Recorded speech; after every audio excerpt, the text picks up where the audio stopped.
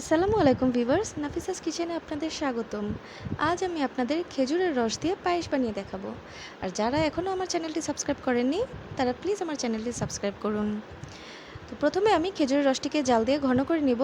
এবার আমি 1 কাপ পোলার চাল ধুয়ে এখানে ঢেলে দিচ্ছি। এবার আমি এটাকে একটি চামচ দিয়ে নেড়ে দিব, যেন চালগুলো একটার সাথে আরেকটি লেগে না যায়, দলা পাকিয়ে না যায়। এবার আমি এখানে 2টি দালচিনি, 3টি এলাচ,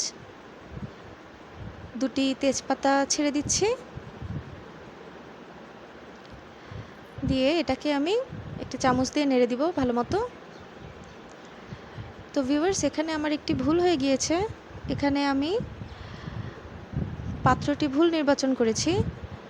আমি এটা ফ্রাই প্যানে নিলে আমার সুবিধা হতো। তো আমি এখন এটিকে চেঞ্জ করে নিব পাত্রটি। এবার আমি ভালো মতো নেড়ে দিচ্ছি। এবার আমি এখানে 1 লিটার তরল দুধ দিচ্ছি।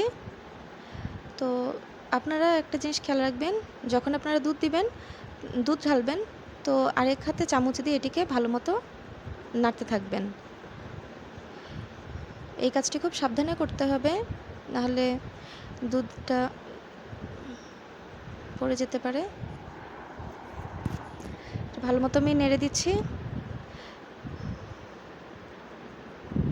আপনাদের এই জিনিসটা খেয়াল করে করতে হবে, নাহলে পাতিলের তলায় লেগে যাবে। এবার আমি একটি পাত্রে সামান্য একটু ঘি নিয়ে এখানে আমি পরিমাণ মতো 10-12টা হবে আপনি কিশমিশ ভেজে নিয়েছি।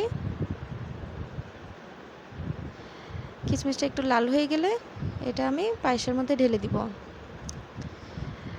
আপনারা এখানে বাদামও দিতে পারেন, তো আমি এখানে বাদামটা দিচ্ছি না, আমি বাদাম পরে পরিবেশনের সময় দিব। বাস হয়ে গেল। আমি এটা একটু ভালো মতো নেড়ে দিব। এবার হয়ে গেল আমার খেজুরের পায়েস। এবার আমি এটা একটি পাত্রে ঢেলে নিব। এখন আমি উপর দিয়ে সামান্য একটু বাদাম কুচি ছিটিয়ে দিচ্ছি। বাস হয়ে গেল আমার খেজুরের রসের পায়েস। তো ভিউয়ার্স, আপনাদের যদি আমার আজকের এই রেসিপিটি ভালো লেগে থাকে, আপনারা অবশ্যই আমার চ্যানেলটি সাবস্ক্রাইব করবেন এবং লাইক কমেন্ট দিয়ে শেয়ার করবেন। Thank you.